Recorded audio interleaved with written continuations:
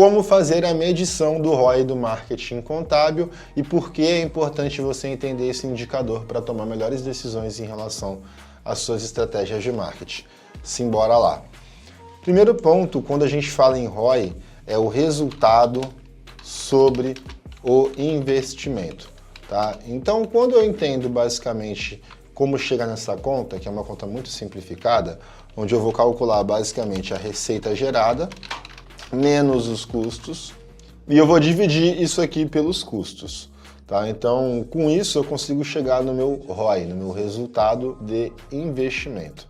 E quando eu penso nesse cenário aqui no marketing contábil, existem alguns fatores que você vai ter que analisar.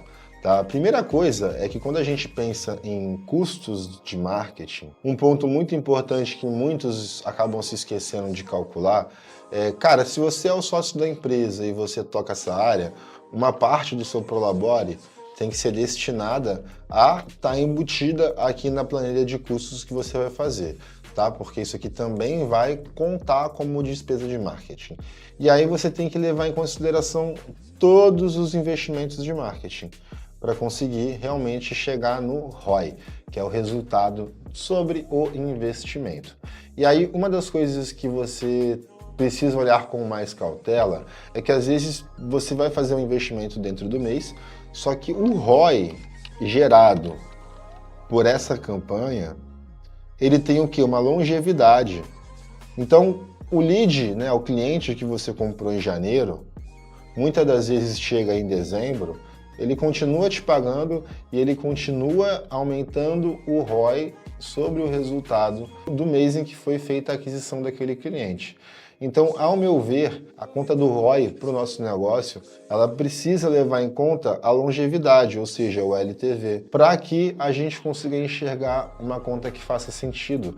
Se eu olhar, por exemplo, um mercado onde eu pago de 4 a 5 vezes o honorário do cliente para poder colocar ele na minha base e ainda assim eu fazer uma medição de ROI com base apenas no cliente que está entrando, eu nunca vou enxergar um ROI positivo.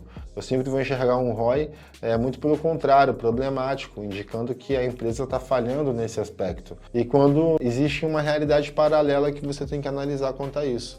Por isso que fazer a medição do ROI, a maior dificuldade é você ter a clareza normalmente dos investimentos que você está fazendo, tá? E obviamente o controle para jogar isso dentro de uma ferramenta, principalmente porque a gente tem que calcular o LTV, ou seja, a longevidade do cliente, a base e o quanto que isso gerou em ROI, em resultado do investimento. Então, no final das contas, é sempre sobre monitorar as métricas, acompanhar os resultados para direcionar o time. Mas quando você não tem essa possibilidade, obviamente é você que mete a mão na massa até as coisas começarem a funcionar. Porque, ao meu ver, são duas realidades. Quem não tem caixa precisa botar a mão na massa e pagar o preço e fazer. Quem tem caixa tem que pensar um pouco melhor nas decisões estratégicas para poder sempre estar com aquele foco de performance. Bom, espero que tenha feito sentido esse conteúdo. Se ficou alguma dúvida, pode jogar nos comentários. Um grande abraço e te vejo no próximo vídeo.